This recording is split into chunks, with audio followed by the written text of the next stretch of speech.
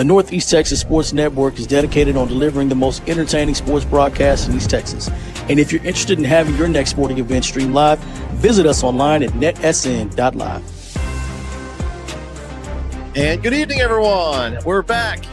It's episode 2 of the season, and the whole crew is here. Hello, everyone. I'm Bret Swinney. Alongside me tonight, KO Kyle Owens has returned from another state where the internet wasn't great. And he was late. I'm sorry, I'm not going to rhyme anymore. Kyle, welcome back, man. Happy to be here. Happy to be here. I tell you what, that video, seeing the plays from last year, it got me fired up. Football season is here, and I'm ready. We saw it last week, man. I kind of got the tingles. We're talking small school tonight, and there was a lot of great small school plays in that highlight clip. And so, yeah, it's at. I'll tell you, you guys, obviously none of y'all were there because I was calling that game by myself. But that one game with the kickoff. That was the craziest thing I've ever seen. The opening kickoff, the guy almost runs it back, and then it gets stripped. Rubio, and he ran all the way back for the touchdown. And I mean, of all the plays we saw this year were incredible. That was one of my favorites, and just kind of speechless. I'd never seen anything like it. Welcome back, Jeremy. Week 2. How's your week going? Man, it's good. I was watching the highlights too, and I thought we probably could have done an entire intro with Kagan Ash highlights for as many runs as he had on video. Yeah. We had him on there just once, but it was cool to see like I said last time, just those teams that we covered, and then guys that are going to make names for themselves this year and beyond. So ready to gear up, baby. It's time. Also, join us for the first time this season, the so-called Nedison small school expert, Jarrin Peoples. Welcome, Jarrin. What's up? Hey, I missed you guys last week, but pumped to be here tonight talking what I'm most passionate about, small school ball.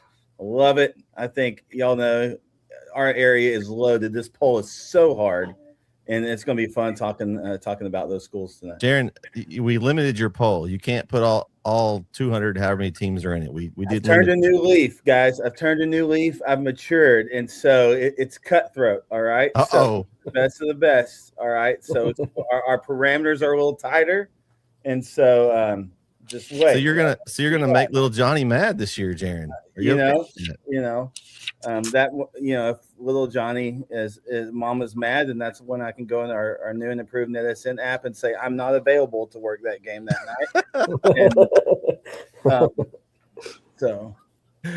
And welcome back, week 2, Corey Marshall. Welcome, Corey. Some of your little outtakes from last week are kind of going viral online. Week 1, you made a statement in week 1. That was the purpose. The purpose is to be seen and heard. Not seen and not heard, but seen and heard. My favorite is when they spelled Lindale like Lindell. The guy that does the what is that? Mike Lindell that does all the infomercials. That's what I kept hearing. The disrespect. It starts even with the captioning. The disrespect. It's gonna happen, but it's okay. I'm here for the disrespect. That's how Corey probably would have spelled it too. Remember, he's from Chapel Hill. He would have spelled it. And it's Chapel Hill, CHPPA, Chapel Hill. Yeah. Chapel Hill. Man, last week was a lot of fun, and it's just a different poll this week. So we do 3A, 2A, and TAPPS, and obviously there's more little schools in this area than there are the big schools. So it's as hard as the first week's poll was. This week's is a different kind of hard.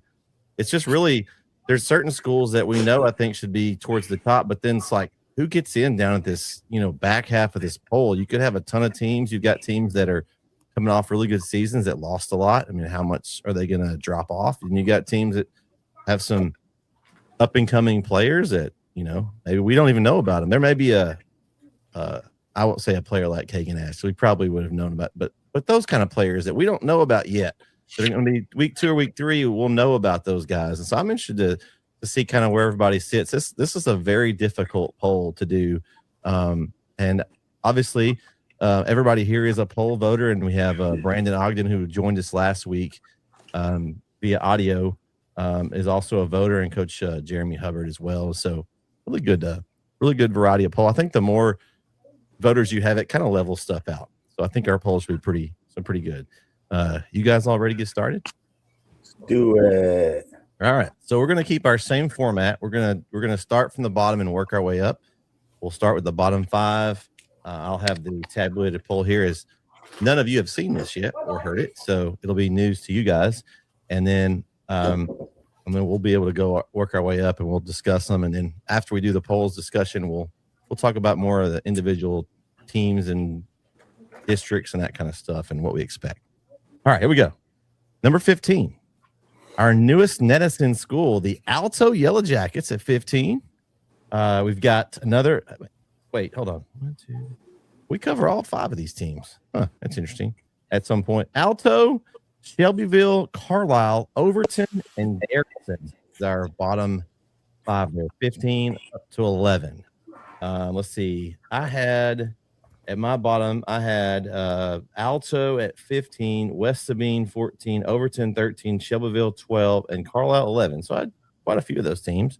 All right, we're going to go around the horn. KO, what do you got there in your bottom 5? All right. In my bottom 5, I have West Sabine at 15, giving some love to Pineland down there. Then I have Alto at 14, the Grapeland Sandys at 13, Carlisle at 12, and Garrison at 11. So I don't have I think Shelbyville is the only one that I don't have in there that's in the poll right now. Okay. I think that's pretty solid. Anything crazy like you think Shelbyville's okay to have in there? You think that's one you're looking fine. at? Yeah, they're right on the outside looking in for me. Like they're just like we're gonna say with a lot of these teams, there just wasn't enough room to put everybody in. So somebody had to be left out. That district's gonna be interesting this year. Absolutely. All right, Jeremy, what you got is your 15? All right, give me 15 to 11 again. I swear my computer glitched out. I heard Alto, Shelbyville, and then it went Carlisle, Overton, Garrison. All right. So mine were I had Alto at 15. I had Beckville at 14. I have one I realized after I looked at this, I must not have switched this enough. I have ARP at 13. That's a terrible thing. It should be much higher. I'll admit it right now that I don't know what happened. I glitched. I had Shelbyville at 12 and then Carlisle 11. So you glitched on that one. Okay. I did. I did. When I just looked down, I was like, wait, my phone's ringing. It's Coach Schminky. Hold on. He's questioning that one. Yeah. How deep did ARP go last year? Yeah. Listen, you can't get them all. Hey, they had one of the longest games in history, I think, overall, if you count the rain delay and stuff for that Edgewood game. What time that game in? Like, what, 1 or 2 in the morning or something? That's so. I left at halftime, so I couldn't tell you. But it took a long time. Hey, I don't know. The Lord was just watching out for me, but when we didn't have to do that game, I missed out on staying at a game for 6 or 7 hours. So that worked out. I was happy to get to enjoy that from my couch. At least you would have had good digs though. Van would have taken care of you. That's over there. true. But it's true. But yes, it's if you don't have to sit there for 6-7 hours throughout a rain delay, that's always winning. Hey, we've set one out in a 6-7. We set one out in Athens for baseball and some nice digs out there because that could have been really miserable. Yes. It was hailing there. I remember that. It was little pea-sized hail coming down. That was fun times. Yeah, we almost broke out with a wrestling show, right? We just could have just been talking. We had Brandon. Wasn't Brandon with us too? Yeah, Brandon was with us. We had the whole crew. We could have done one for sure. Yeah. All right, Jarrin, I see you over there mocking our wrestling talk. Just go ahead. I didn't know y'all saw that. All right, 15, I got Beckville. 14, Shelbyville. 13, Garrison. 12, Carlisle. 11, Overton, which actually I really think probably could put Overton higher. I really think they're going to have a really good year. You got Justin Boots. He'll be there. He's been a starter, 3 years? You got Gabe Miller. They lost one of the Hollimans, I believe, but they still got the brothers coming off of an injury. Injury, right? And so I think they're going to be loaded. And then for number 10, wait, don't do 10. We're at 11. Sorry, and then Carlisle. Hey, remember we started covering Carlisle 2 years ago, and we knew that there was a sophomore class that year. Once they became seniors, it was really going to be a tough class to reckon with. And this is that year. So I really think, and then of course with Coach Baker back over there, second year now, I think it's going to be a really good year for them. So they're at 12 right now, but we'll see. I mean, they're state ranked for their class. I think in the 20s, I think. But I think it's going to be a good year for Carlisle. So, that bottom's a real solid group. I don't think that it's a bad thing for a solid 2A schools like these are to be this low.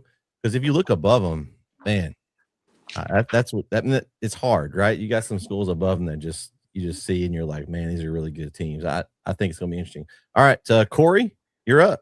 What's your bottom 5? Uh-oh. All right, I'm going to preface. He looks worried. He looks worried. I come with I put the D in disrespect. Uh-oh. Right? That's what I do. I made 2 mistakes. I'm not going to lie. ARP and Garrison is not on my list at all. So I want to say, listen, that is the ARP. That is my mistake. Schminky is going to be Schminky probably calling your phone right now too. I have ARP on my list way at the top, and I'm like, I don't see ARP on my list, but that's I don't know what happened. So user error, I guess. I'm just gonna shoot, and I don't have Garrison, which is that's weird. But anyway, forgive me. That's a fault. All right. I have the Cab at 15. Ooh, okay. I have Hooks at 14. Man, wait a second. Corey, are you I haven't the Texarkana area? Been on the show in a year. I haven't been on the show a couple of years. Yeah. The parameters, remember? I mean, you can still put them in. That's your prerogative. I just, you started with 2 schools that are way up there. And I got Woodville at 13. Oh, you going the other way. Hey, listen. Hey, Corey's got, I can guess it next. That's on the lines. Is Sweetwater? They're probably in your poll. No, not Sweetwater. Okay. Jim Ned is not East Texas, Corey. Okay. No. But he's got Jinx and Union from Oklahoma in his top 5. Well, I got Enid Jinx. I got Pine Bluff. That's actually Pine Bluff. No, I got Grapeland at 14. At Grapeland 1, 2, 3, 4, 11. I think it's no. I think you're at 12. Yeah, 12. Grapeland, and then I have Joaquin. Ooh, that's low for Joaquin. I think. I feel like a little. Okay. But it's okay, Corey. You have been out of the small school rotation for a little bit, so it's don't get me wrong. The top, I think I got the top 10 pretty good though. Okay. Minus ARP and Garrison. Just no disrespect. I wasn't being disrespectful by omission. Okay, that's interesting. All right. Hey, I like that we don't all agree though. It's good. It's gonna be good. It's gonna be some good talk going on here. All right. We're pretty close. I mean, we're pretty close to. Well, you haven't done yours yet, but I already did mine. Oh, did you? Okay. I started with mine. Okay. Did you not hear mine? I don't know. Probably. I had Alto, Shelbyville, Carlisle, and Garrison. Go ahead. All right. So let's go back up to 10. Start with 10.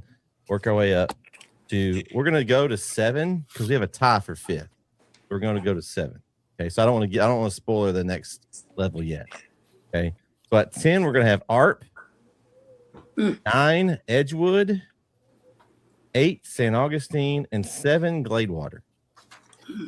Okay. So I'm going to go to my 6, up to 6. And then we'll talk about the top 5 when we get there.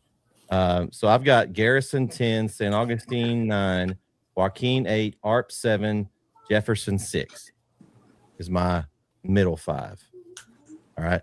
So since that was so fun a while ago, we're gonna move over and we're gonna let Jeremy start on this time and work our way around. Jeremy, what do you got your middle 5 there?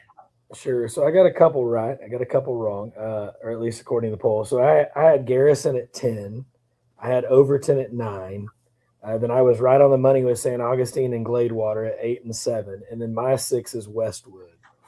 Ooh. And I know they could be ranked higher. I think my worry is the finish from last year. And then what does the change look like over there? I think that's the only thing. We know the talent. We know the talent's there, right?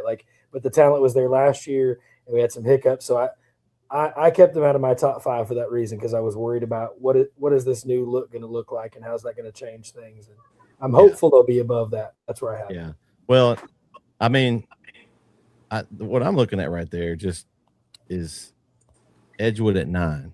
Now We know they've lost some players. They also lost their best player, which we don't know where he's going to be at the moment. So I don't know if that's maybe a little high for Edgewood to me. I don't know. Maybe they'll prove me wrong, but at the moment there's going to be some shakeup, and there may be some weird rankings depending on where their former player ends up. That may determine some rankings. Maybe not. We'll see. All right, we're going to go to Jarrin next. Jarrin, give me your middle five there, 10 through 6. So San Augustine at 10. Okay. ARP at 9.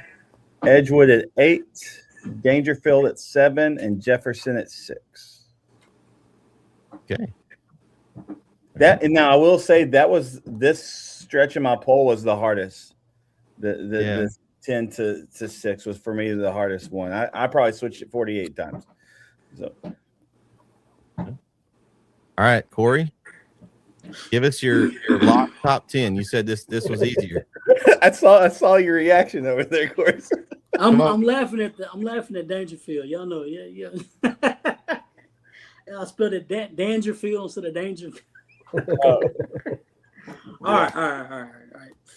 Straight face. I got Alto at 10. Cool. Shelbyville 9. St. Augustine. And then I have Edgewood. And then I got Jefferson. Okay. It got better. I like those. KO, how do you feel about Corey's picks there? Corey's picks are fine. I'm also with you. I don't think Edgewood is going to be. I don't think they should be that high to begin with, because we don't know where he's going to end up, but we know he's not going to be. We know he's not going to be there. So right. So I think that's, to me, that kind of knocked them out for me. That I know how they did last year, and maybe they'll surprise me, and I hope they do. But for those same reasons, that's why I kept. Well, I'm just being cautious, because I'm like, if they start out the season and do well, then I will always move them in. That's right. So I got over 10 at 10. I have ARP at 9. I know what they did last year, but they lost a ton. So that's what kind of worries me with ARP. But I still gave them some respect inside the top 10 at 9. I got Westwood at 8. I know what they have top end talent wise. I just don't know what the depth looks like. I don't know who the other guys are going to be to step up for Westwood. And I got Gladewater at 7, and I got San Augustine at 6. So I'm pretty in with it. Pretty kind of common with it. Man. All right, so top 5, actually top 6 technically. We've got a tie at 5. And we got Joaquin and Westwood tied at 5. Jefferson at 4, Dangerfield at 3, Malakoff at 2, and our number 1 preseason, the Troop Tigers, with all the question marks surrounding them right now, with who's eligible and who's not. That number 1. I still think, though, with what they have coming back, they're still going to be a solid team. It's just a matter of what level they're going to be on. Obviously, you get a superstar player that moves over and he's eligible, then obviously that elevates your team. But they're still going to be with Brett Wells and company coming back. They'll be a solid. That's a solid number 1. For me, my top 5 was Dangerfield 5. I have Gladewater at 4. I have high hopes for Coach Lewis and company. They had a really surprising year on a lot of levels, but they were bringing a good chunk of that back this year with a lot of momentum. Obviously, they've got the Nedison bump this year, as we'll be covering all of Gladewater. So that also helps them in the polls. It just naturally does. And then I've got Malakoff at 3. I have Troop at 2, and I have Westwood at 1, man. And the reason why I have Westwood at 1 is because of who they have at quarterback. And they've got the brothers a year older. And those two Bryants, when you got the best players on the field at that level, I know they had troubles last year. The coach is gone. All that drama's gone with all that. They've got a new coach, some new staff.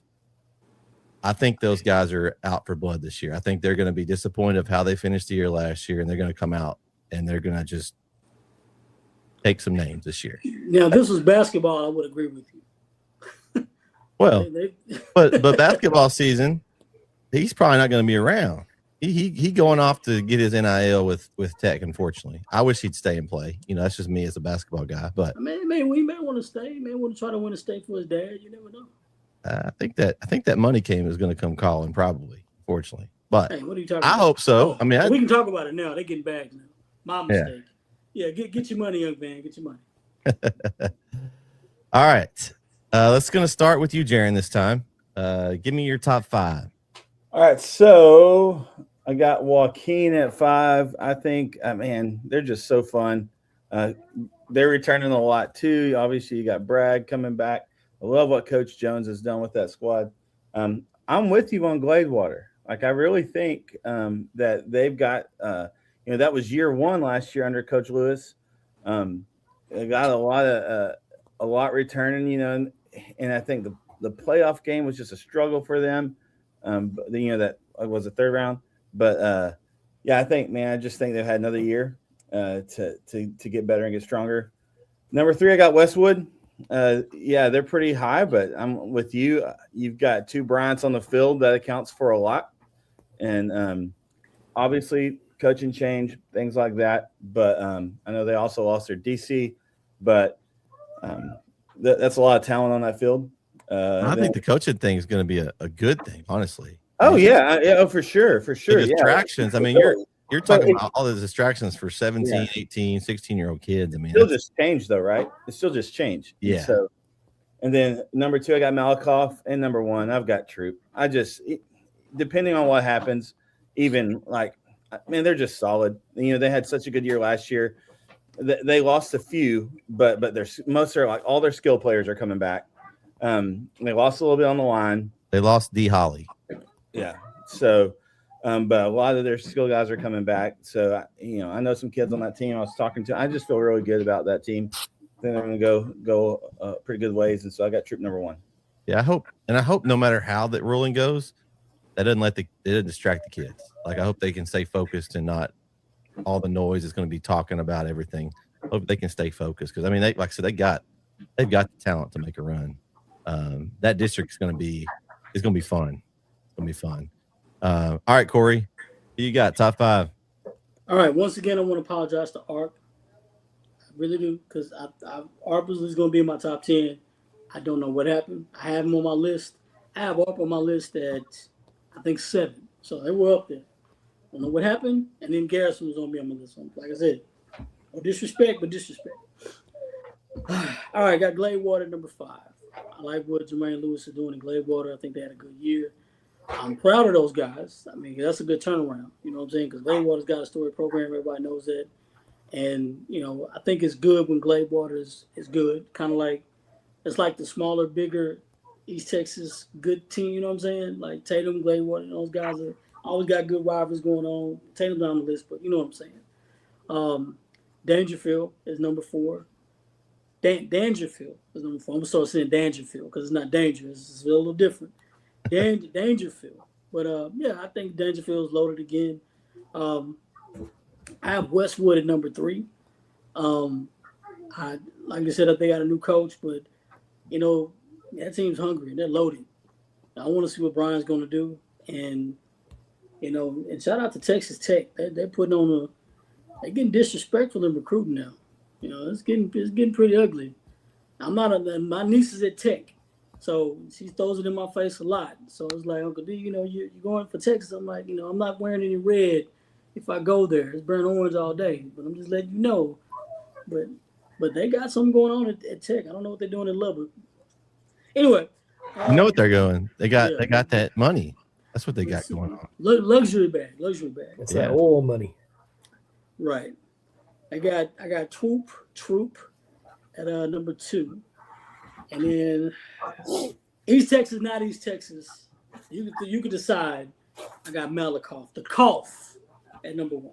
Now, Corey, you've been gone a while. Mike Jones is no longer with Malakoff. I know who. Okay. Yeah. But it's Malakoff, man. To me, they're the less accomplished Carthage at this point. So that's pretty good. Yeah, they're always solid. They're pretty solid, man. So that's I like pretty it. Good. I like it. All right, Kyle, who you got? Top 5. It also helps that Malakoff got a couple boys from Yoakum that happened to come in, and so they just happened to. They're gonna have some and the quarterback's not Mike Jones, but he's got a cool name, Canyon Marsh. Like that's a cool quarterback name. Okay. So love to see that. But my top 5, I got Dangerfield at number 5. Now I saw them at the state 7-on-7 tournament and a little disappointed by the performance there, but we know 7-on-7 is what it is. It's 7-on-7. So I think Dangerfield's going to be fine. I think, like we say every year, though, they need to start fast. It seems like they start slow. You start 1-3 or 1-4 out of the gates and then end up making it to the 4th or 5th round. So I'd like to see them start a little faster. So I got them at number 5. I got the Cough at number 4. And then I have Jefferson at 3. I love what Coach Todd Taylor's doing with the Bayou Bullies. He was talked last year about the junior class. That junior class is now seniors. So excited to see what they can do. They let you and I down a little bit last year, KO. You and I were both pretty high on them last year, and they let us down. I know. But I trust in the Bayou Bullies. They'll be all right. And then at number 2, I have Joaquin. And I think that, and CM Bret, I think y'all will appreciate this. Joaquin, to me, is the 2A version of Chapel Hill, how they have been the past few years. A lot of playoff games, a lot of playoff experience, going to the state semis, then making it to the state championship. Like, they have played a lot of playoff football here recently, and I think it's time for them to break through and get back there this year and make some more noise. So I got Joaquin at number 2, and then whether they add a player or not, the Troop Tigers are, to me, clearly the number 1 team in this small school poll. Just the talent that they have. Brett Wells is phenomenal. The talent they have on defense as well. They're going to be an extremely tough out this year. So I got Troop number 1. All right. Jeremy, what you got? Well, I'm here to make some enemies. No, I did not put Malakoff in my poll. To me, and again, it was brain. I know. It was brain fart. They're this way. But the rest of my top 5 is pretty solid. Now, I will admit this too. I had my poll set and finished, and I set it and forget it, right? And I did not make my change based on the news that we were talking about earlier with the changes in some staffing at a certain purple and yellow school. And so I left Edgewood at number 5 and didn't make that change. So I said it way back when, I think early on, and then forgot to go back and take a look at it before it was due. And so anyway, mistake on my end. Obviously, the same thing with leaving like that. And then same thing with leaving Art down there. I think I just did it, and then I forgot to go back and refine. But number 5, I had Edgewood. Number 4, I had Jefferson. Number 3, I had Dangerfield. Number 2, I had Troop. And then I had Joaquin at number 1. Oh, Joaquin Rams. All right. And again, I think for me, Joaquin and Troop, you could flip either way. I was impressed by the way that Joaquin made it all the way to the end. And I think there's some credit given to that, and then returning as much as they did. And again, Troop, it's no disrespect to Troop. I think just the fact that you can make it to that state championship game and be that close, and then you're bringing a lot of that back. I think that gave them, at least in my mind, the edge over Troop in that frame, and that really that way only. Yeah, I like that. I mean, I think you gave credit. Joaquin did the most damage last year, right? They made it all the way, went a little farther than Troop did. So, I mean, I'm fine with that. They're going to be so battle tested, though, because we get to talk about that district, though. It's like going to be a slugfest every week at that one. So, let's talk some of the districts, some of the other schools that maybe you had close, that maybe you had in your poll that didn't make it, or that you're kind of watching for. For me, let's see. I'm trying to think of any of these teams that I had. Like, I had West Sabine in my poll to keep an eye out for them. They didn't quite make it. I'm trying to think some other ones that I was looking at. Do you guys have any off the top of your head that you're keeping an eye on? They're not in their top 15, or maybe they were and they didn't get in our top 15, and kind of keep an eye on them. I want to keep an eye on, and this will depend on a lot of things, the TAPPS schools. If the ruling goes as is and Troops player is not eligible, which TAPPS school is going to end up with the two brothers, right? Where are they going to end up? Because that's going to affect a lot. Like that could affect a lot for TAPPS. So that's one thing I want to keep an eye on is that. Also, we hadn't talked about Brook Hill yet, but they've got a lot returning as well. And so I'm excited to see what the Brook Hill Guard do this year. They'll be in a little bit different district. We'll have to make those long Austin trips. I know some coaches that'll be excited about not having to do that. So, and some of our broadcast guys that will not have to make those long trips. So I'm excited to see what they still got. I'm assuming, I haven't heard anything otherwise, but they still got Russo. I'm assuming the stud offensive defensive lineman. And so he's a year older, year stronger. So it'll be interesting to see how Brook Hill does.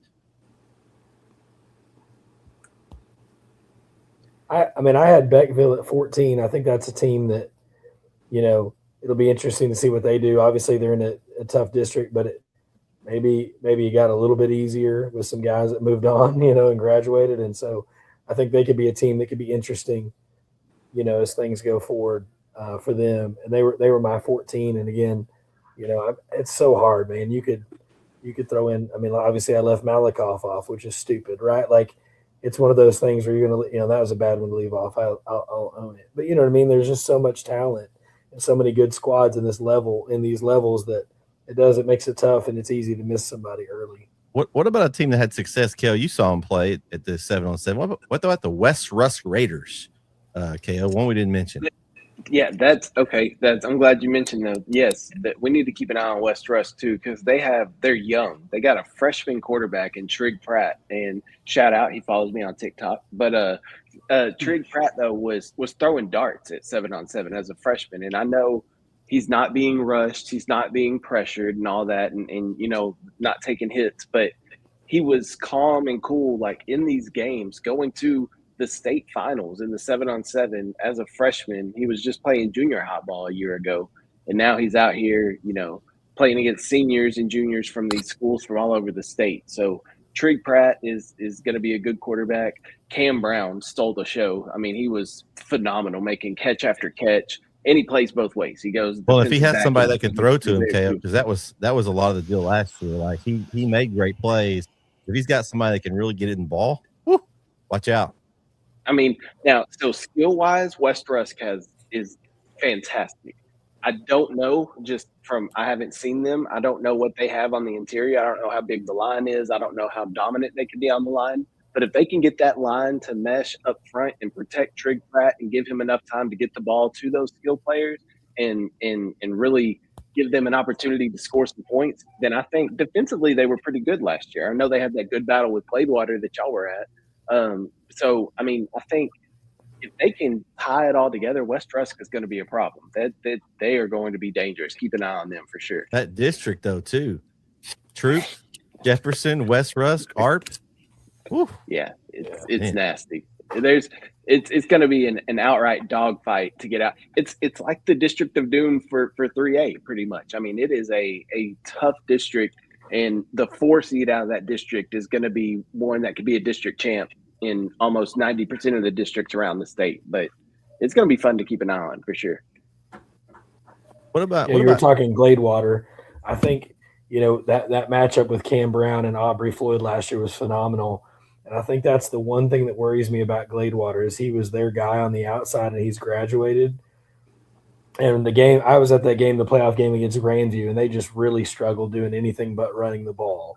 And so I know they had some guys hurt last year, but I think that's the big question mark. That's why Gladewater didn't make my top 5 yet, is because I want to see what they can do in the passing game.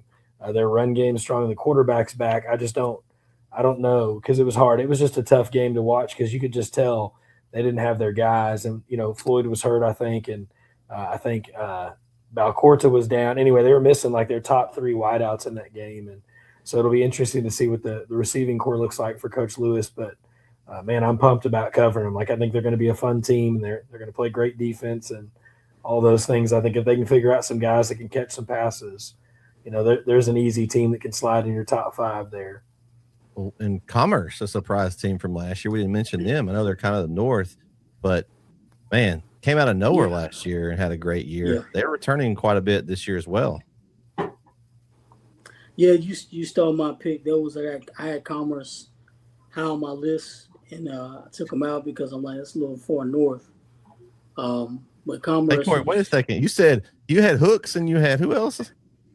I had Commerce on my list. It was either DCAB up there too. DCAB. Is that farther north? Is that farther north? Commerce is too far north. Yeah, Commerce is very far. That's the furthest I believe. Okay. But I'm just checking. Yeah, listen, I'm bad with geographics. All right. Hey. But it's weird too because they're in a district though. They're in a district of Mineola, right? You got Malakoff, you got Winsboro, right? Like they're in a district that's more East Texas than anything else, but they are the far one out, right? Like that's always what's weird to me is how do you do those teams where it's like they're not necessarily East Texas, but every team they play is. I mean, how do you do that? You got Dave Campbell's has picked Commerce to win that district over Malakoff. So I mean, they're the Lufkin of 3A. Just kind of on an island. Like, what do you do? Honestly, if you really think about it, I mean, I've got all my family from Huntsville. I was gonna put Huntsville in the poll. I'm like, but Huntsville is technically East Texas. I mean, but it's not. No, it's not. I mean, it really is. It's not South Texas. It's not Houston. It's really Central no man's Texas. land, to be honest with you. It really is. It's It's still Central considered the Texas. Piney Woods, but it's in no man's land. But the thing about it, Madisonville is further south than Huntsville is. So I'm like, that's weird. So I'm like, why is Madisonville considered in East Texas? I don't know. I don't get it. Just because of the district they're in, probably. That's the only Yeah, well, reason. Huntsville's played in John Tyler district and everything else before. So it's I don't know. I don't get it. Don't get me in that discussion. It's weird to me. But I'm like, please leave Huntsville out. I was gonna give them some nods. I'm like, hey, I don't have any family playing this year. I don't think so. It's all good. I think another one is which, and again, I'm not saying where they're going to be, but a surprise not being in it was Winsboro, right? Winsboro spent so much time last year at the top of our poll in that top 5, and they didn't even get in the top 15 this year. And I know, you know what I mean? It just was interesting when I was looking back. I was like, wait, they spent a lot of time in our top 5, throughout the year last year, and we didn't even put them in the top 15 preseason. That's how. Yeah, they lost a lot. They did. No, I know. That's what I'm saying. Like, it can just change like that. And again, they may be a team that surprises and plays better. But, those are the fun things and the hard things about some of this preseason is, you make your prediction and it takes one injury or a couple of things happen in between. A guy leaves, 2 guys might be coming, right? All those things you have to you may not know until like right before the beginning of actually kicking things off what's going to happen. I got some schools that, and again, I love this love this class. I love these small schools. There's some schools that have spent time in our polls the last couple of years. Some changes though, so they may not show up there. I know Corey had Grapeland. I love what Coach Wooden does. They got our boy Tyrell over there working with quarterbacks, and I think they've always got athletes. They've always got strong athletes, right? Lovelady had a change. Coach Kirchhoff left, but they just promoted their DC, right, Kyle? Is there Coach Lowry? Yeah. And no, Jim Bird. Jim Bird. Okay, yeah. So they've been super competitive. That's gonna be a fun district too. Like, and then I gotta throw in my Tatum Eagles. One person that's really excited. I'm really excited that Rogers Taylor, class of 2030, is already receiving crazy amount of offers, and he's going to be a fun kid to watch. And again, I don't know what their success will look like across the board, but Rogers Taylor is going to be a fun kid to watch in that district. Well, I mean, you got that district. I was looking at it a second ago, and they're picked 4 according to Dave Campbell's. You've got, of course, Sabine and White Oak have been down over the last several years. Got some coaching changes. They both changed coaches, didn't they? I believe. Didn't Tatum and White Oak both change? I think so. No, Tatum hasn't. No, Sabine and White Oak did. Sabine and White Oak. That's yeah. He's got Tanner Till is at White Oak. Yeah, and then Russell's at Sabine. So you don't know what you're going to see there. They got new coaches. Maybe they'll energize their programs. But I mean, I still think. I mean, you got Atlanta, Liberty Island, Gladewater there, and Tatum. I mean, I think like Jefferson's gone now, so I think Tatum's playoff path is a lot easier than it was, obviously, with Jefferson moving down. So, I mean, I'll be interested to see what they do. You know, they've been a hard flex bone team past several years. That's what Coach Keeling does. Last year, we saw they kind of migrate a little bit from that with Grant Adcock and kind of open things up a little bit. So we'll see personnel-wise where they go back to this year. Again, when you have a kid that can run like Rogers Taylor, you're going to want to put the ball in his hands as many times as you can. So we forgot all about Frankston. Okay, so here's Frankston. Yeah, that's a good one. They lost a ton, right? Like they lost a ton, but Coach Gould knows how to do it. They lost the house. Yeah.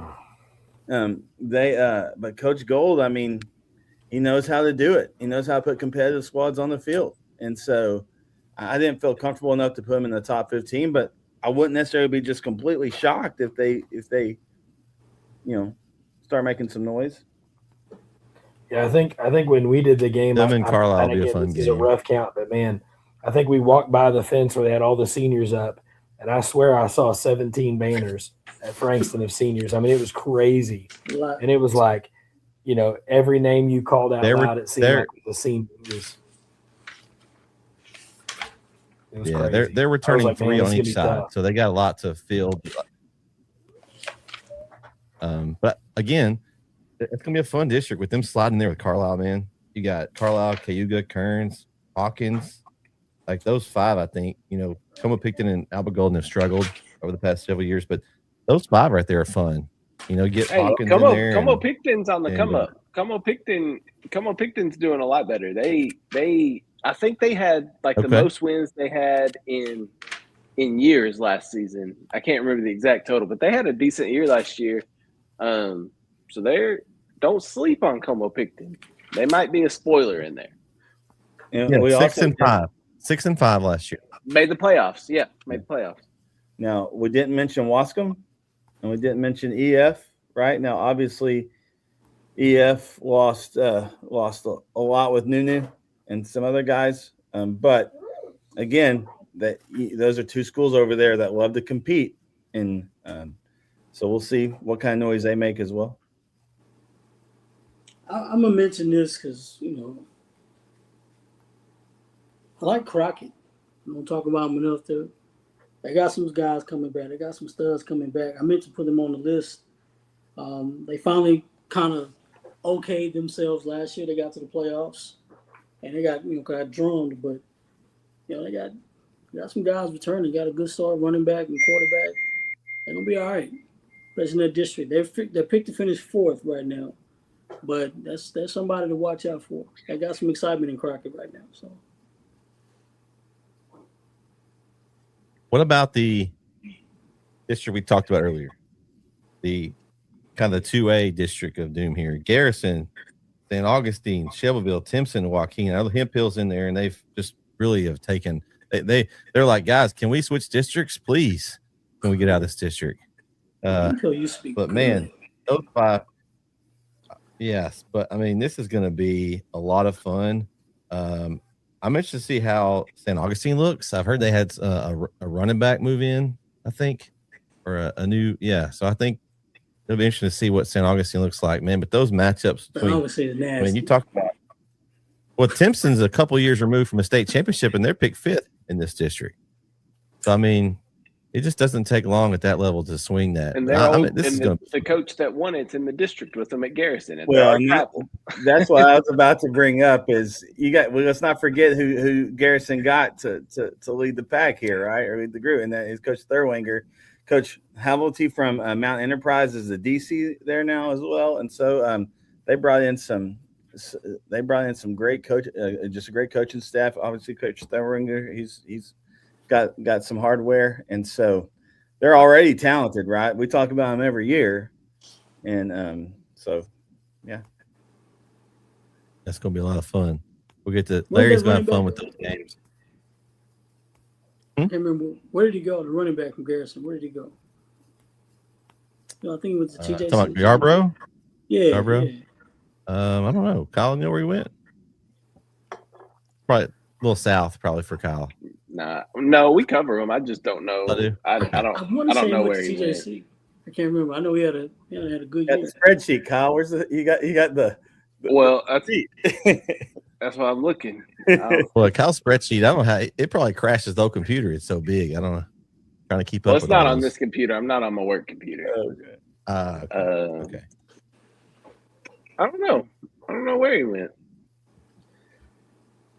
Good question. So if you're on the chat, and you know where he went, let us know. Definitely.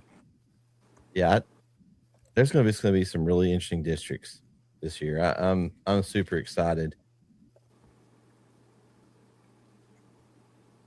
I think this district, we talked about the Garrison and Joaquin and Shelbyville and those guys. What about Beckville's district? We talked about Wascom Legion Fields, but you got Paul Pewitt that's picked second in that district now. Beckville is first. Union Grove, who is in that district, and you got Harleton, Oral City. So that's interesting because don't know a whole lot about what those guys have coming back. Like, we know what they lost. We know that Beckville lost Prince. We know that Elysian Fields lost Nunu. But what are these guys going to have? That's going to be interesting to see going forward. And you don't want to, like, that district, I think they'll match up with District 12. I think those will match up first round. So that'll be a tough first round matchup. So you definitely don't want to be anything but first, probably. You don't want to end up with the top three. Even that fourth spot, great.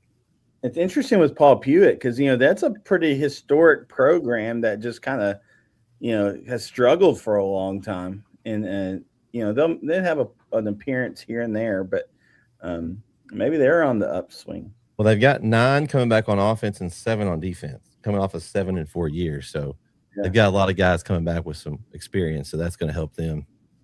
Well, and you talk about Beckville, Coach Ross over there does a fantastic job with Beckville. I think last year was the first time in like 5 or 6 seasons that he didn't have a 10-win season, and he had 9 wins. So, it wasn't like it was a down year. It was a down year for Beckville. He didn't get to double-digit wins. But, Beckville, they did lose some talent, but they still have talent in Beckville, and they have a great coach and a great coaching staff. So I think what Beckville does, they always get the most out of their players. They're going to get the most out of the kids that they have there. So Beckville is going to be a force to be reckoned with. But you're right. That district, it looks a lot different from the past few years where we've known kind of who the stars are. We're going to see some new stars emerge now. Well, and Beckville does such a good job with their junior high squad, and they're in developing. They put some incredible coaches there at their junior high that have some pedigree. And I think that's one reason why they've, to what your point, KO, is like they've had multiple 10-win seasons. I think they've invested a whole lot in their junior high program, and that's why they've been able to just kind of stay up top, although they lose good talent. All right, let's talk the smallest districts here. You got Big Sandy drop. Now we covered them a little bit last year. They struggled mightily last year. They're going to drop down to the 2A Division 2 and be in there with Maud, Clarksville, Sims Bowie, Detroit, and Linden Kildare. I'm hoping that Coach Pullum and his guys bounce back this year and do a little better. It's going to help being a little smaller district. I don't know a bunch about some of these teams in the district, but I guarantee you they can compete a little bit easier than that district they were in last year was tough. This district is, and this is no disrespect to any of these schools, but this is not a strong district. Yeah. Like there's a lot of these schools have been kind of struggling. Linden Kildare has went through 4 coaches in one season. Like it's been a lot of turnover in that area. So I think this is a big win for Big Sandy. Mm-hmm. I think that Coach Pullum and the Wildcats have a real good shot at winning this district and being competitive. So I'm happy for Coach Pullum and for Big Sandy. And again, I don't mean that any disrespect to those schools that are in that district. It's just it has been for the past 4 or 5 years a down district all over. I think Clarksville's going to take that district. I think they're the clear favorite. But I do think Big Sandy's definitely going to be able to compete. And for them to fall into a 2A district, that is a really good 2A district for them to fall into, right? Yeah, because they could have fallen into this next district that I wanted to talk about, which is going to be an absolute fun one. You've got, of course, Alto, which we'll cover all season long. You've got a Mount Enterprise team, which will be interesting to see obviously they'll take a couple steps back, maybe a leap back. Obviously you lose a player, a one-time generational talent like Ash, and you're going to take a step back, right? I mean, and you lost Bennett too. You lost Bennett. Yeah, Bennett. Would he go to Lufkin? He went to Lufkin.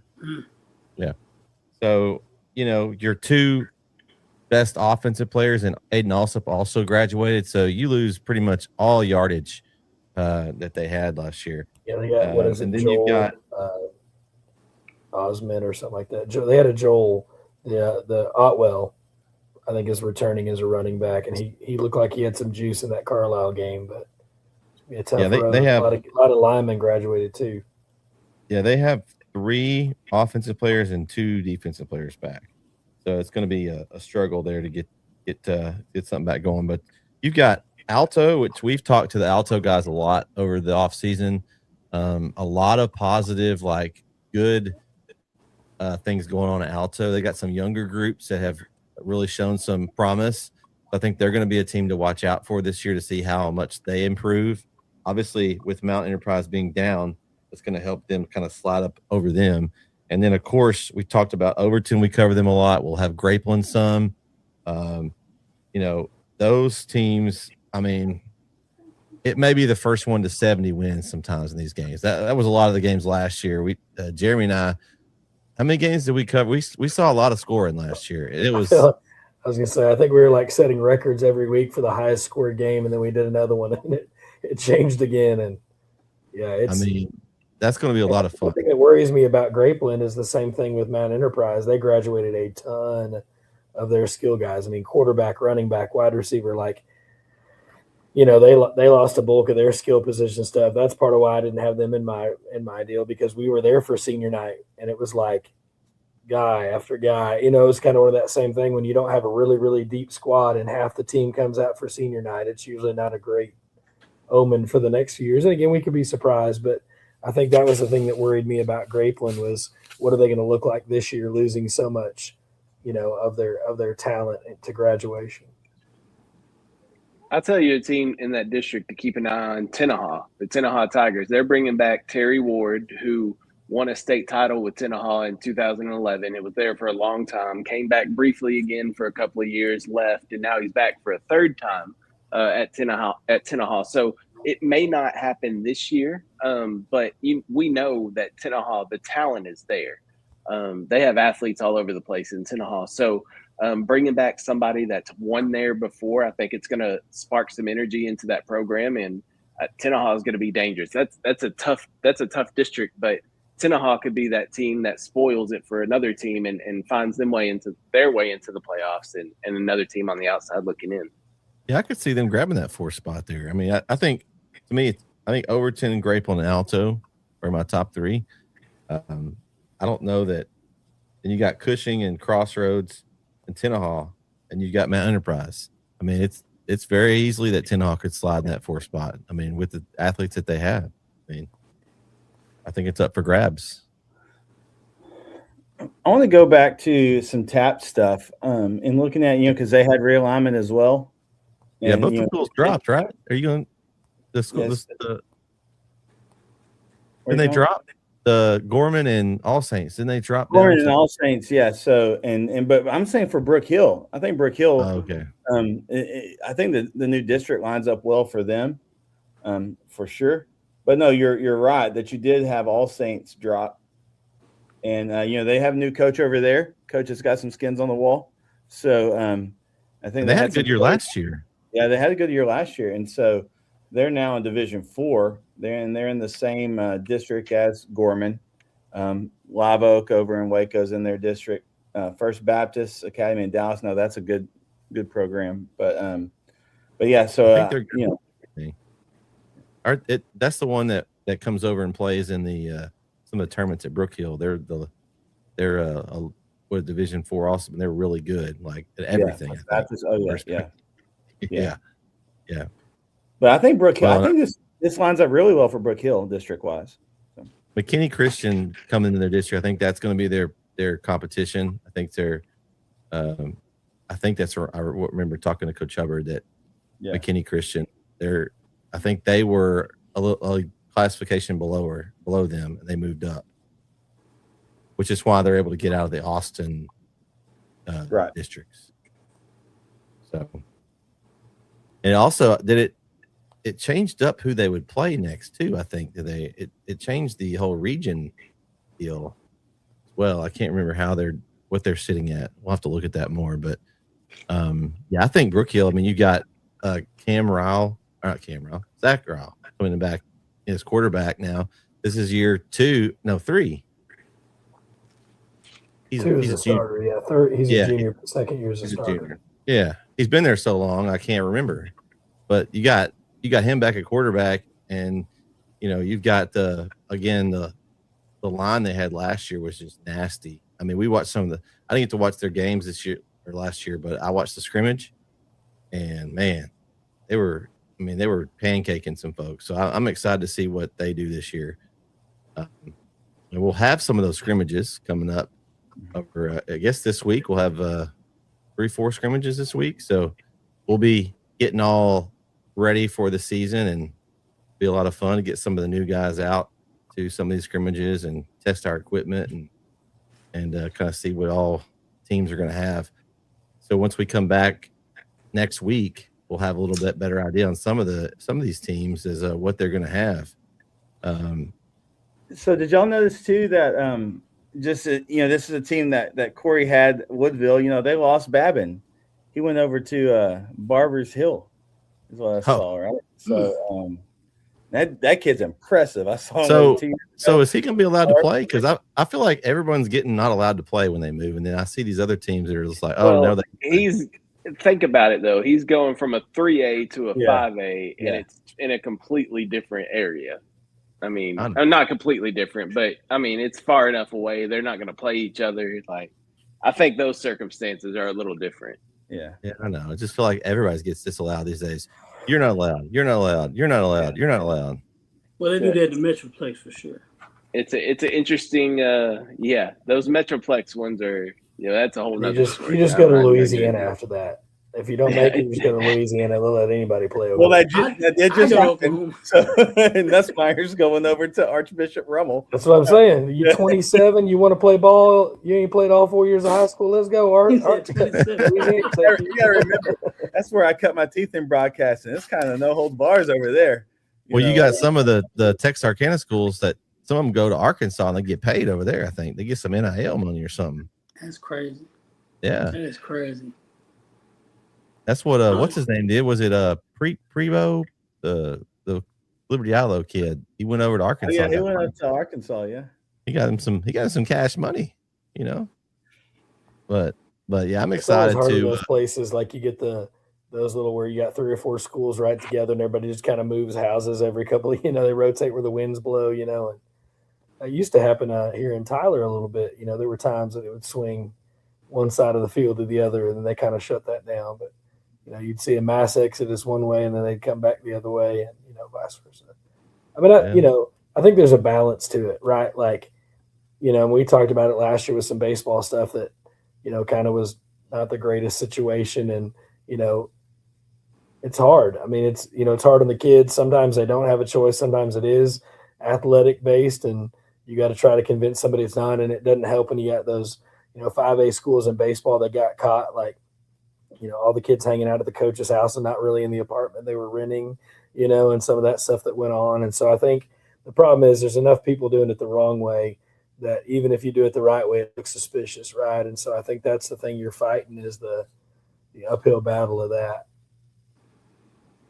All right, so one person to ruin it.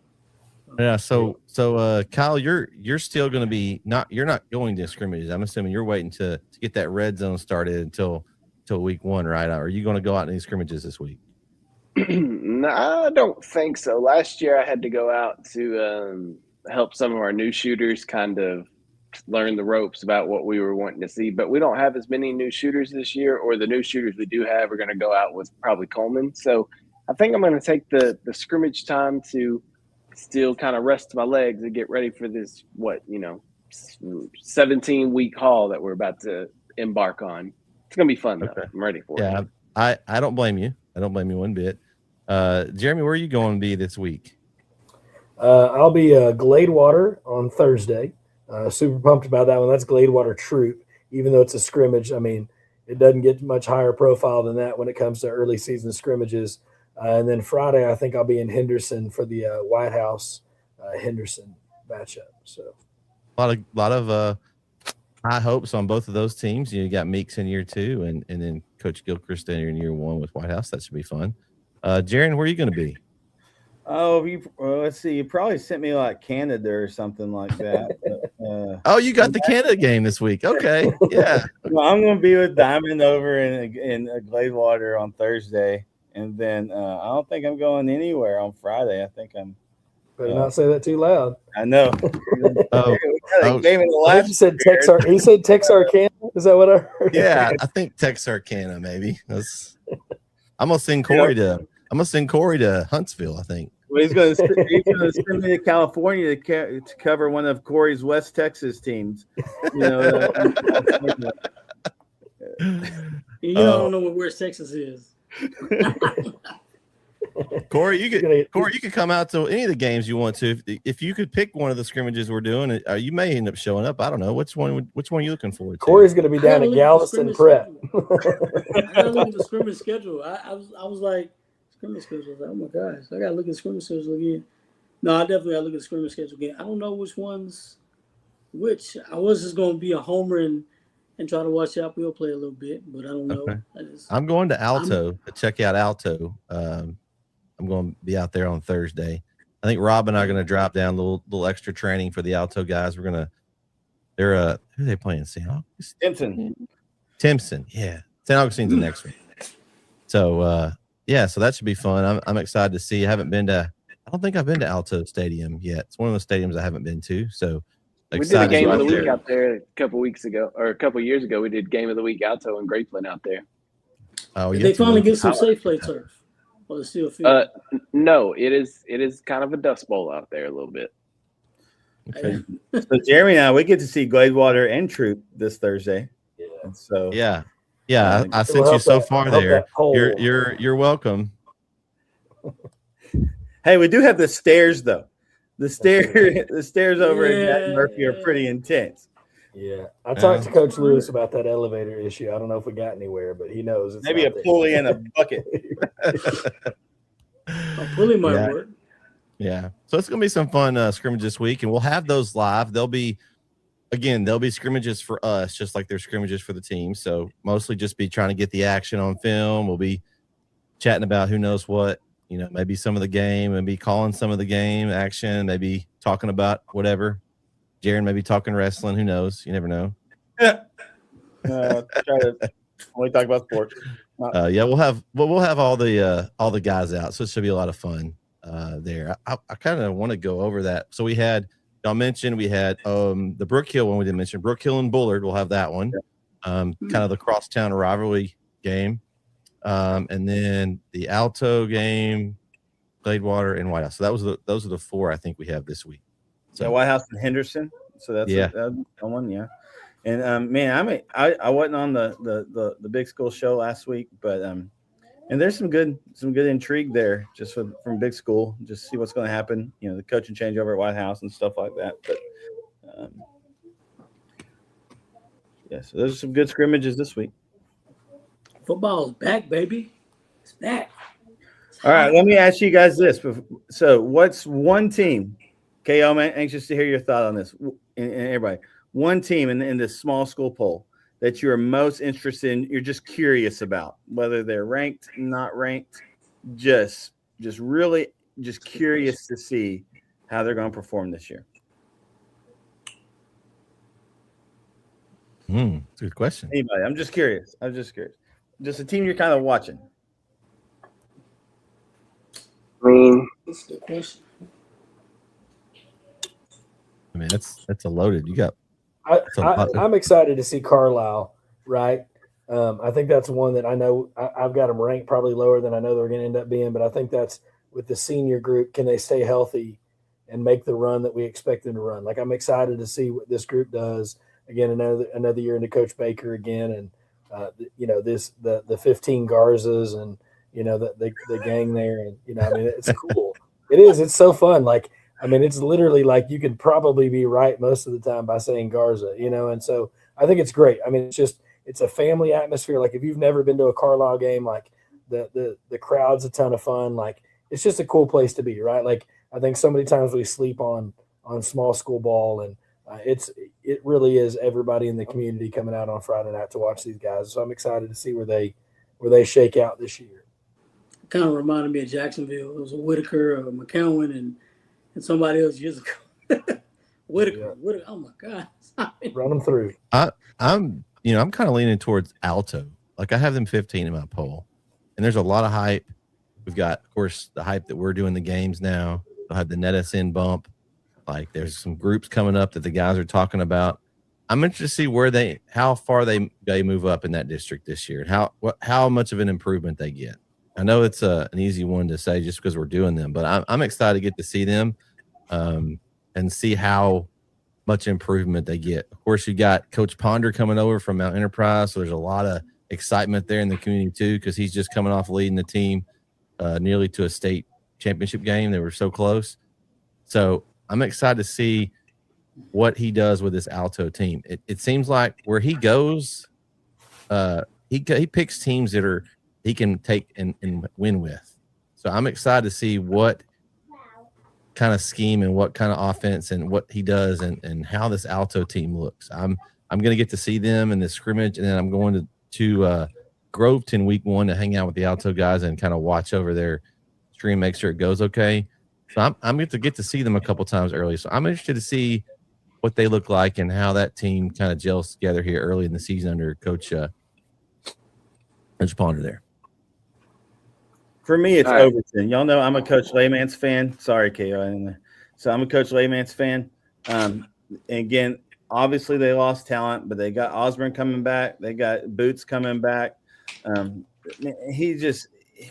last year, you probably consider a down year for the last few years, but they're still so fun to watch. And he just knows how to take that talent and make it competitive. So that's one of the teams I'm really most excited about that I think is going to make just some good noise in the playoffs. Well, I really like the Carlisle one that y'all had mentioned earlier, because I agree they were very competitive last year, and I think a couple of those games they won a couple of tough games last year, and even some of the losses they were very competitive in. So I think Carlisle with Coach Baker in his second year back, I think it's going to be much improved. We mentioned West Rusk earlier. That's one that I'm definitely going to keep my eye on after seeing how they performed in 7-on-7, seeing how that translates to 11-on-11. But another one I'm going to keep an eye on, the Grand Saline Indians. So Coach Drennan over there, he is 10-year. It's the 10-year anniversary of when he won the state championship with Mineola in 2016. And the formula, it sounds like this season that they're going to have is very similar to the formula that he had 10 years ago with the Mineola Yellow Jackets, where they're going to have a very athletic quarterback. Jet Taylor obviously graduated, went to Navy now. Colton Prox is going to be playing quarterback and kind of being a dual threat back there for the Indians. If that defense can continue to play like it has been for these past couple of seasons, I think Grand Saline's gonna have something to say over there in that 3A region. So I'm excited to see what they can do. I know that's kind of a team that's kind of under the radar right now, but I'll keep my eye on the Indians for sure. That's a district they can easily take too. I think with Edgewood being a little bit down and losing a lot, you could see Grand Saline jump up over the top of them. So could be, yeah. I mean, they have a good chance for sure. Corey, what team are you watching for? I'm you know what? I'm gonna go off the beaten path. No way. You're gonna go off the beaten path? Oh, it's gonna be in El Paso. Here we go. Not quite El Paso, but I'm gonna say I've done this. I talked up Pine Tree before, Shine Tree, should I say. I kind of talked them up a lot. But I'm all for restoration programs. I want teams to be successful, you know. I'm watching Winona. Hear me out. Okay. I've always been high on athletes there. They've got good athletes. You know what I'm saying?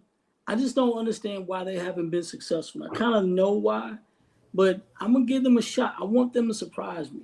Every year I look, I'm like, you got some studs because a lot of guys come from Chapel Hill, different places. You know, they got some. Jabbo Cook went there, and I mean, he could have did well at Chapel Hill, but he went to one on his senior season, and I kind of didn't produce as much. And I'm like, I kind of want to see what you guys are doing. You know, I don't understand. Is it a discipline issue? Is it a support issue? You've got the athletes to do what you can do. I just want to see you improve. So I'm kind of watching to see what's going on. It's kind of what happened with Gladewater. Not as bad, but Gladewater just went through that slump. And I'm like, Gladewater tradition is always good. So what's going on? So I'm hoping something can right this ship in Winona.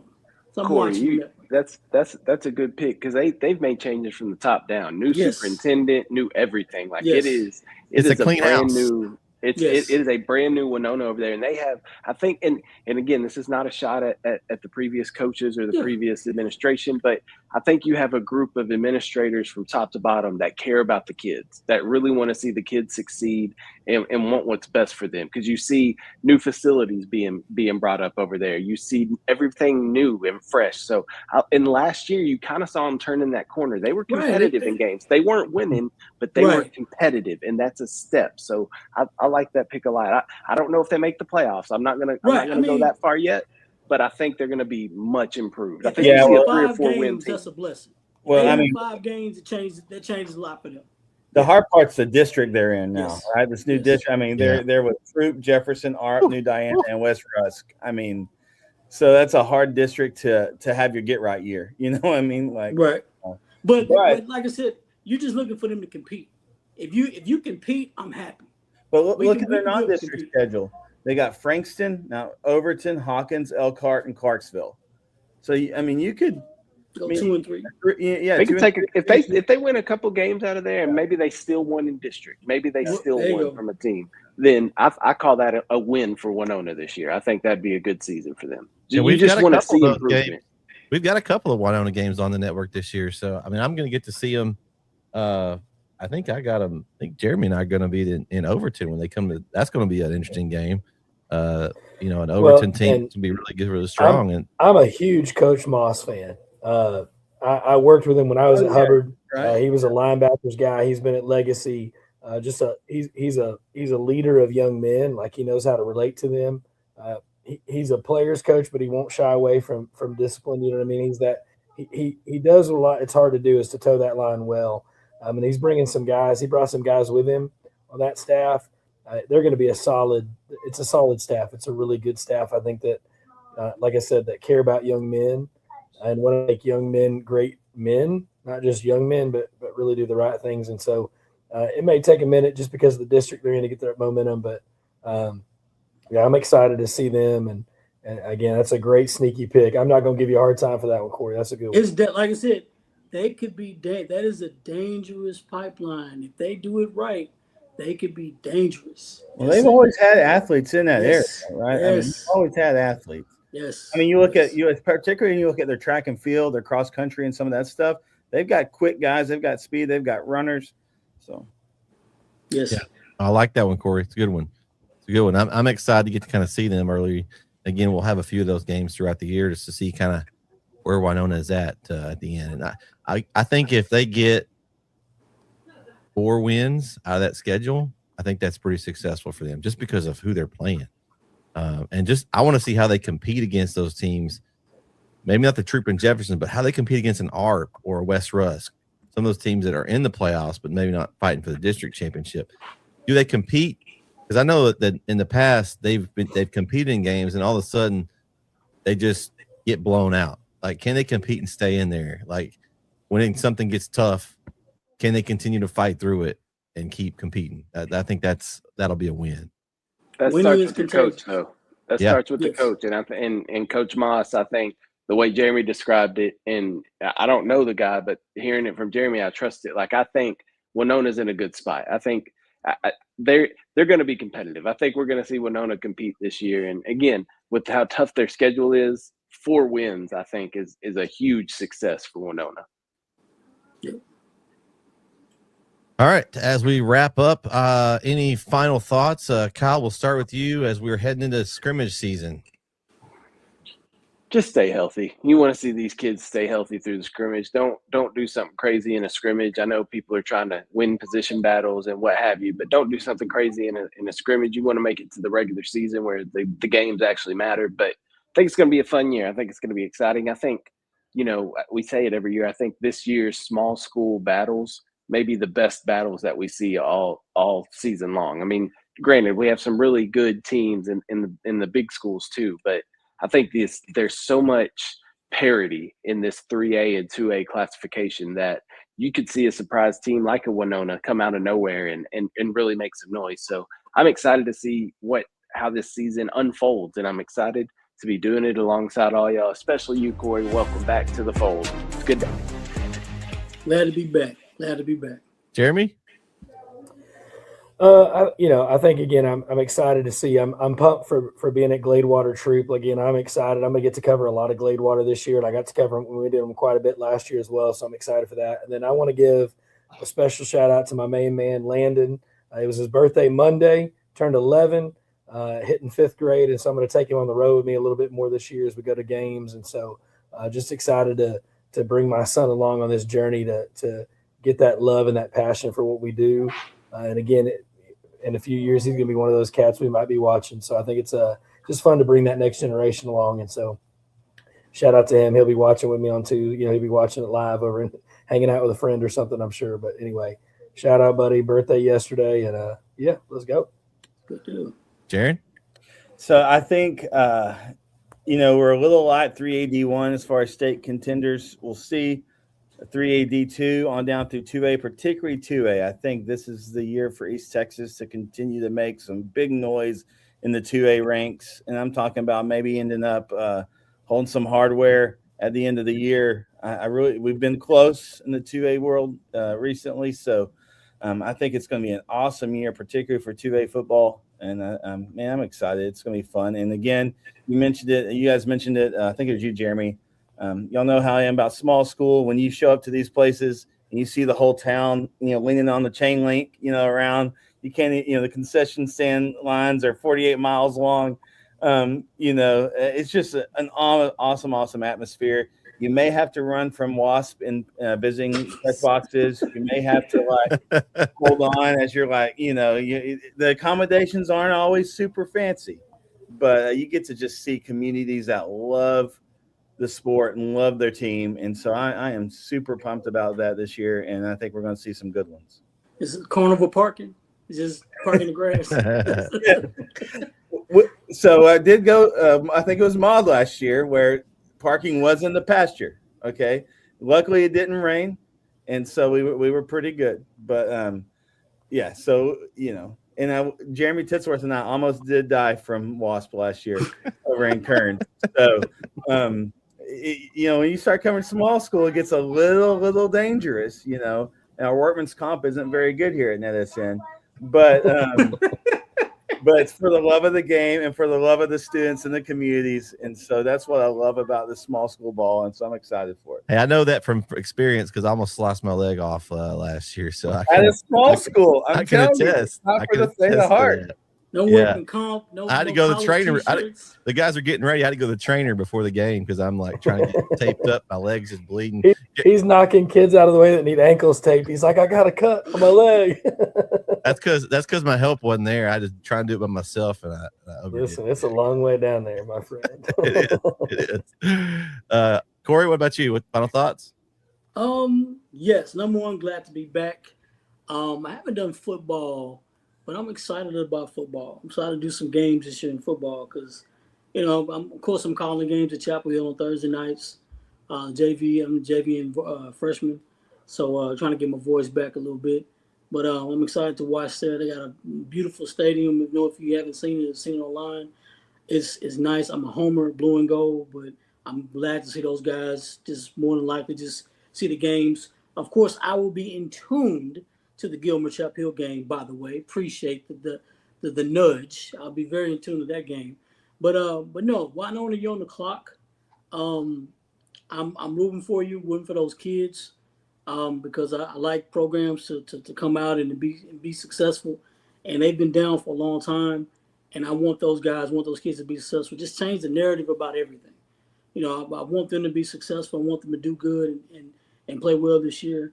So Winona, you on the clock. I'm gonna be plugging you in. I've been good about that. Shine Trees came out and been disrespectful to my Bulldogs the past couple of years. So I talked y'all up. Now I'm not gonna say anything. I'm just gonna call you PT from now on. I'm not gonna call you Shine Trees. They lost the name. It's just PT from now on. All right, it's just PT. Shout out to Ricky Joe. Coach Mix at Henderson. Hope they have a good year, just not too good. And just some other good stuff. Like I'm excited, man. It's a lot of good football. It's gonna be a lot of ups and downs. Hopefully, a lot of these teams that that we didn't put in here kind of prove us wrong a little. I like the prove it schedule, prove it team. So I like the disrespect. That's what I want. I want them to watch the show and like they didn't mention me. Corey didn't tag me. I'm on Facebook. I have my name. I got my old Facebook Sam Houston email address. So original Facebook stuff. But just tag me. Still the same name, Corey Marshall, blah, blah, blah. And, man, just go at it. And I like to respond. I like the disrespect. And I will be disrespectful right back. Just won't be – I won't be bad. I don't talk bad to kids or people, but I like disrespect. That's just how – it's just good banter. That's all it is. It's good banter. I appreciate sports, but good barbershop talk, should I say. I like barbershop talk. Well, my final thought is we've got 2 more shows before the season starts. Next week, August 18th, will be our NetSN schedule release show. We'll go down through the list of games that we'll have live on NetSN this season and kind of, man, we can start. Then we get to where we're really can start going through and breaking down some of these games and which games we're excited about, which games we're going to get fun. And yeah, it's going to be a lot of fun. And then August 25th is our week 1 show where we'll talk about week 1. And yes, Corey, we can't not mention the Pick'em Challenge. It will be back. We'll make our picks. And this year, we hadn't mentioned on this show, but our sponsor for this show, official sponsor, is Powerhouse Apparel, Rick Hooten, and he is donating 4 tickets to a Mavs game for the winner of the Pick'em Challenge. Now, that does mean that's overall. That's not week to week. So you got to get your picks in every week. So you can't miss a week because I don't know if anybody's ever missed a week and was still able to get. That's tough. You have to be really accurate. But that's going to be our reward for this year's Pick'em Challenge champion. So sorry, Brandon Ogden, no Rockets tickets. This is Mavs tickets. Brandon, I know he's those are Rockets anyway. I know no Lakers tickets, Jeremy. Sorry. It could be a Lakers game. I don't know. Let's hope so. I don't know what game we're going to pick a good game. I talked to Rick last week, and we're going to try to pick a good game that will be a 76ers, Golden State, or LA. I got to see Luka come back. We'll see. Dallas in the blender. But I want to give a special shout out to him as he's sponsoring this show and providing those tickets this season. So we'll have a little something to shoot for this year. But that's pretty much going to do it for tonight's episode of bEast from the East, our 3A2A TAPPS preview show. For KO Kyle Owens, Jeremy Deimund, Mr. Small School himself, Jarrin Peoples, and CM Corey Marshall, I'm Mr. NetSN Bret Swinney signing off for the evening. We'll catch you next week where we talk about the schedule for NetSN's football this season. Good night, everybody.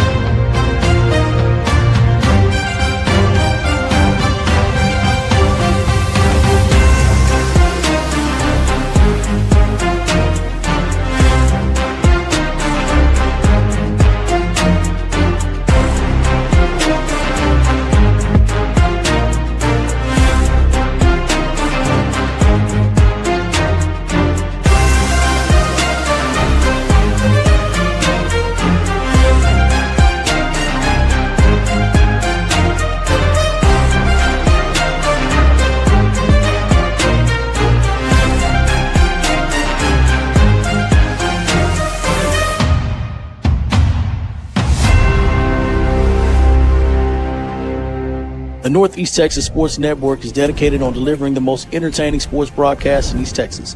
And if you're interested in having your next sporting event streamed live, visit us online at netsn.live.